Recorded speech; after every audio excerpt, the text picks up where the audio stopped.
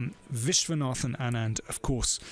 Now, he has the black pieces against Grigori Aparin. Now, maybe, again, maybe you can tell me a little bit about Grigori Aparin. Well, he is only one who is not really professional, because he is studying kind of literature, and very well mathematical literature was a very tough study. Now, he's only 19 years old. Yes. Now, he qualified for this tournament by beating Shirov. Yeah, in this Nutcracker tournament in Moscow. So he's here on merit, but he's rated way below the others. Let's just follow Hikaru Nakamura against Kramnik. Now, they've solid Queen's Gambit, Knight BD7.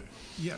Knight BD7, like Capablanca against Alekhine and many others. Well, Bishop B4 it's very, very in fashion. Oh, Bishop B4. Now this is more exciting. Of course, you can just take on C4 and neutralise with Bishop D6. But Kramnik is playing much sharper system here with Bishop B4 and C5. I remember they actually played in Baku, and actually.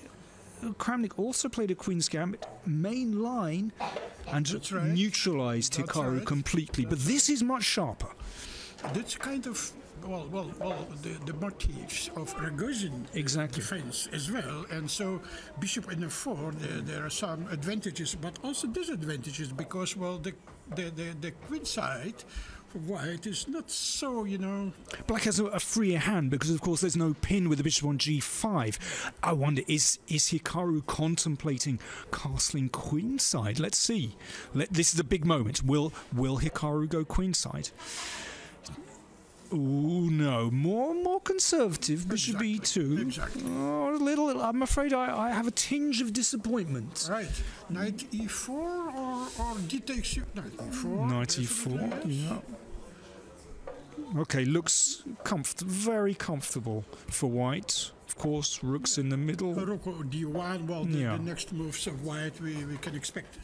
Just to recap, we have the time control is 4 minutes on the clock with 2 seconds per move.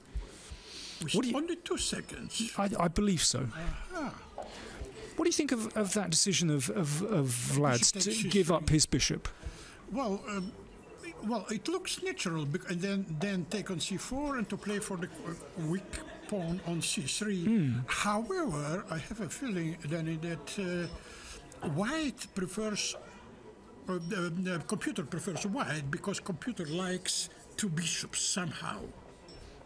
Humans like 2 bishops as well. I like 2 bishops. I should mention, of course, we're not looking at, we don't have any computer assistance here. Wow, what a bishop on F4, though. It has no opponent. No.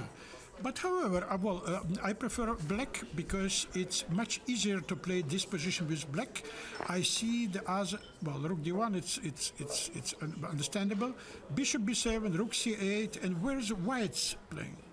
Okay, well now we're about to find out, because he will take on D2. I know him. Oh yes, I know him. You think? Oh yes. Bishop B7. How well do you know him? Okay, so he's playing. Rook C8 is the next move. It's much easier. Believe me, it's much easier to play with black pieces. Bishop D3 or what? Bishop D3. He will play Bishop D3. I know him. Okay. Just ignore me. They're very rude. They're very rude. Okay, but listen. Of course, I understand the weak pawn on C3, but look at those bishops. Rook C8. Well, hang on. What is it? Bishop D6 is threatened. Rook F6. Rook F6. Yeah, but maybe Rook D8 anyway. Maybe Rook D8. Maybe just to neutralize. Yeah, there we go. I know him. I know him. Yes. Oh yes, I know him. We know him. Yes. Okay, Rook D8. Well, roughly equal. Can I make something of those bishops? Can I? Okay, so Bishop A6, Bishop B5. Well, I have to use those bishops. I have to use them. But how? Do you know D3 or what? Yeah. Do you know what? I once. Well, you know, of course, that Hikaru and Vladimir have played very often in the London, but also in the London Chess Classic, and I witnessed the most extraordinary game where Hikaru was completely lost. It was a rapid play game. And he won after all. And exchanged down an endgame and somehow contrived to win. Hikaru is an absolute demon in fast time control. So, okay, we know that black's position should be okay. More than that, but the queen takes c3. It's a pawn actually. Well, what's happening after queen? Bishop? Do you know what? My money's still on Hikaru. Really? My money is on Hikaru and the bishops. I know, mate. My goodness. I have faith. I have faith in Hikaru. Let's see. e4 or what? The bishop c4 is straightening or not? No. There's no rook on c8. No. So e4, bishop back. Bishop e4. Yeah. Or do I play bishop e5 first? Or is that's a tactic. No. Okay, that hangs. e4 it looks very natural. Yeah, e4, bishop c6, but then. But well. Okay, but now what's the follow-up? What's he gonna do? What's he doing? Bishop e3. Ah, he wants him to take that pawn. Ah, well, of course, there was a pin on the c file. Right. Okay, but now he wants bishop d4. That's right, yes. Well. And queen on a5, it's of course. Okay. He will take on d8. Chop and bishop d4 or something. Yes. What do you think? Yeah. It looks very natural. Yeah.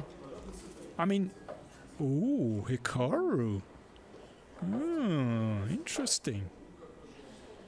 Clock times one. You're still taking Hikaru? Do you know, objectively, it's equal. Objectively, it's As long as I don't lose a pawn on c3. But still equal. But I'm looking at the clock times. Hikaru down to less than a minute and a half. Oh, Vlad has a time advantage. Not minute and a half. Yeah, minute and a half. Minute and a half for Hikaru, minute 40 for Vlad. Yeah. F4. What do you think of F4? Well, it's a very loose sorry, move. No, you're weakening all position after f4. The Soviet school of chess would not approve of F4. Tarash would say bishop c6 and he will get mate On G2, he probably would. Yeah, believe me. Yeah, but F4, my goodness. knight c5 hits e4, it hits the bishop on b3. My word. Ooh. And then. Okay, he wants to just put the bishop on d4. That's what he's going to do. That's clear. So that saves his pawn. So bishop d4 he must do. Yeah. Okay. He wants to play f5. Oh, e5. Very interesting. On e4. Again. Okay, but he's just giving up this. So if he takes with the pawn, he just wants to blockade with knight e6, I suppose. What a strange move here. F takes e5. He played it very, very quickly. Hikaru under a minute. Bishop e5. Ooh, queen g4, pressure. Now we understand what's a straightening. Okay, we understand there's a little bit of checkmate threat. It's straight, you know. Oh, I will take on g6. Yeah, well, Hikaru. Okay, but still equal. It's still equal. Oh, no. Oh, Vlad going for it. Vlad is going for that. Okay, but can Hikaru get into g7? Because that bishop on e5 is a monster. But knight on e6 protected. It is, but if we can just give that a little tickle with rook e7, no. And Yannick? Oh, hang on, we switched boards. We switched boards. What happened? There's a king on g5. King on g5? That, oh my word. My word. Wow. Oh, that's made. Just made. So Boris Gelfand scores the first win of the tournament with the black pieces defeating Yannick Peltier. Okay, we've come back to Hikaru against Vlad. Pawn down. Hikaru's a pawn down. Hikaru's pawn down. Also, he's down on time. Look, has 30 seconds left against Vlad's a minute and a half. Well, it's still a draw. That's my prediction. It must be draw. It must be 3 against 2. It will be. But with this time advantage, one never knows. No. Well, do you know what? My money was on Hikaru, but Vlad has played a tight game here. And he's shuffling. He's trying to get his rooks to the 7th rank. Here we go. Still should be a draw. Well, of course, he can just defend with rook g1 if necessary. Yeah, rook g1. But Vlad wants to press. He wants to press. Is he going to try and advance his g-pawn? Somehow. No, well, it must be draw. It's a draw. Position draws, but it's... But he wants to press. Yeah. So, just a quick update. We've got our first result. Boris Gelfand has defeated Yannick Peltier. We didn't get to see all of that game, but Yannick's king was mated up a tree. Oh, g4. Oh, okay. Vlad is still trying something. Combine the idea with rook h4 check and rook g4, you know. Okay, very interesting. So Vlad is still pressing. Can he squeeze something out of this? Well, I think we're going to exchange the pawns on the queen side. c5, the next move. Well, if rook g6, c5, and well, I change everything. Still a draw, but it looks like Aparin has drawn against Vishy Anand, which is, of course, Vlad Kramnik 30 seconds, Hikaru Nakamura 23. Vlad is still trying to press here. Very interesting. Okay, pawns exchanged on the queen side. So 2 against 1 on the king side, still a draw. But of course, with 2 rooks, things can happen. I don't believe it. I don't. Hikaru is a monster in these positions. Yes. And rook bc7 is next move. Now Hikaru has a time advantage.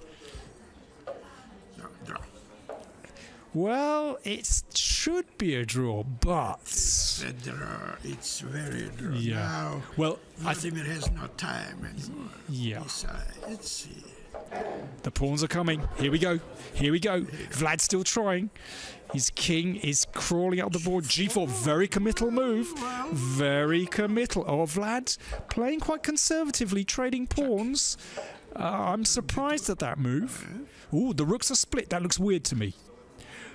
But the crucial thing is Hikaru has a time advantage. And a lot of, I mean, he has 20 seconds more. Rook g2. Rook g8, check, it must be draw. Check, it will be draw. 18 seconds, yeah, Vlad's running out of time. Yeah, they've agreed to draw. Oh, they agreed to draw. Well, good stuff. How do you rate Vlad as a blitz player, actually? Well, like Vlad is a classic player. Well, very strong, of course. Sure. Very strong. Yes. But blitz, don't know. I've never think of him as a kind of a blitz player particularly. But